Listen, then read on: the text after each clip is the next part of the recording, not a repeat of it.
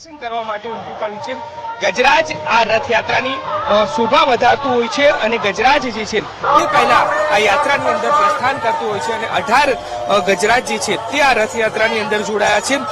101 ભારતીય સંસ્કૃતિની ઝાંખી કરાવતા ટ્રકો જે છે તે પણ જોડાયા છે। 30 અખાડા 18 ભજન મંડળી જે છે તે આ રથયાત્રામાં જોડાઈ છે અને અત્યારે હાલના આ દ્રશ્યો કે ગજરાજ જે છે તેણે પ્રસ્થાન કરી ચૂક્યું છે અને 16 કિલોમીટરની આ રથયાત્રા કે જે મોસાળમાં પણ જશે અને ત્યારબાદ સમગ્ર અમદાવાદની અંદર કે જે નાથની નગરચર્યા માટે જેઓ રાહ જોતા હોય છે આતુરતાથી અષાઢી બીજ કે જે એવો દિવસ છે કે એ દિવસે ભગવાન પોતે ભગવાન નગરજનોને દર્શન આપવા માટે નીકળતા હોય છે ને અત્યારે તે રથયાત્રાનું પ્રસ્થાન થઈ ચૂક્યું છે। ગજરાજ જે છે તે ધીરે ધીરે આગળ વધી રહ્યા છે અને તેઓ જમાલપુર થી આગળ વધી અને કોર્પોરેશન તરફ જે છે તે જઈ રહ્યા છે।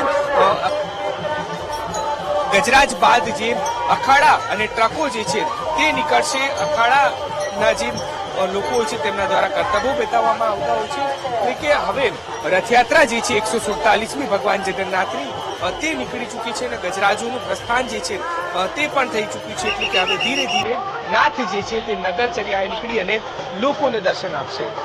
કેમેરામેન દિનેશ સોલંકી સાથે દીપક સોલંકી, વીટીવી ન્યૂઝ, અમદાવાદ।